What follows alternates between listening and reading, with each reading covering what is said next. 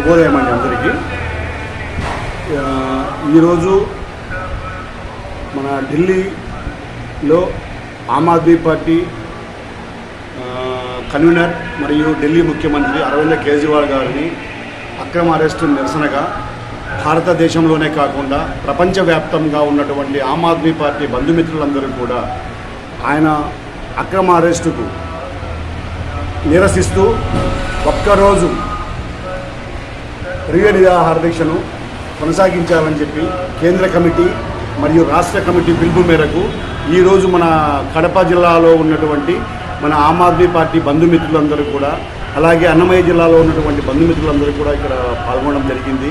అలాగే ఈ సమావేశానికి ముఖ్య అతిథిగా మనకు రాష్ట్ర కార్యదర్శి అయినటువంటి మన సాజిదన్న గారు, అలాగే అన్నమయ్య జిల్లా కన్వీనర్ శశికుమార్ చౌదరి గారు, కడప జిల్లా ప్రధాన కార్యదర్శి మన దస్తగిరి గారు, కడప జిల్లా యూత్ వింగ్ అధ్యక్షుడు ఆరిఫ్ గారు, అట్లాగే వెంకటరెడ్డి అన్న గారు మరియు విష్ణు గారు, తరుణ్ గారు, మిగతా నాయకులందరూ కూడా ఒక్కరోజు ఉపవాస దీక్షను ప్రారంభించడం జరిగింది. బీజేపీ అవలంబిస్తున్నటువంటి ఈ ద్వంద్వ విధానాలకు వ్యతిరేకంగా భారతదేశం అంతా కూడా అరవింద్ కేజ్రీవాల్ గారికి జేజేలు పలుకుతూ ఆయన నిర్దోషిగా బయటకు రావాలని చెప్పి ప్రపంచవ్యాప్తంగా ఉన్నటువంటి ఆమ్ ఆద్మీ పార్టీ బంధుమిత్రులందరూ కూడా పొద్దున 10 గంటల నుంచి సాయంత్రం 5 గంటల వరకు ఉపవాస దీక్ష చేయాలని చెప్పి మేమందరం కూడా దృఢనిశ్చయంతో ఉన్నాము. ఈ బీజేపీ పాలిత రాష్ట్రాలలో కానీ మిగతా రాష్ట్రాల్లో కానీ మనం చూసినప్పుడు బీజేపీ సిద్ధాంతం ఒకటే, ఈ భారతదేశంలో పరిపాలించాలి అంటే ఒక బీజేపీ మాత్రమే ఉండాలన్న దృఢ సంకల్పంతోనే ఇతర పార్టీ నాయకులందరినీ కూడా ఈ బీజేపీ ప్రభుత్వం ఈడీ, సిబిఐ ఇంకా ఇతర స్వతంత్ర సంస్థలన్నింటినీ కూడా వాడుకొని నాయకులందరినీ కూడా జైల్లో పెట్టి ఈ భారతదేశంలో జీవితకాలం ఈ బీజేపీ పరిపాలించాలని చెప్పి ఒక దృఢ సంకల్పంతో ఉంది. ఈ ఆటలు సాగవు.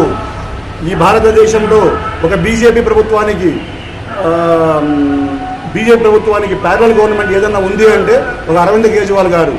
ఆమ్ ఆద్మీ పార్టీ అనేది మనం చూసాము 2012లో స్టార్ట్ అయినటువంటి ఈ ఆమ్ ఆద్మీ పార్టీ భారతదేశం అంతా కూడా విస్తరించి అన్ని రాష్ట్రాలలో కూడా ఆగా వేస్తుంది. ఏ విధంగా అయినా సరే అరవింద్ కేజ్రీవాల్ గారిని అణగదొక్కడం వలన ఈ భారతదేశంలో మనకు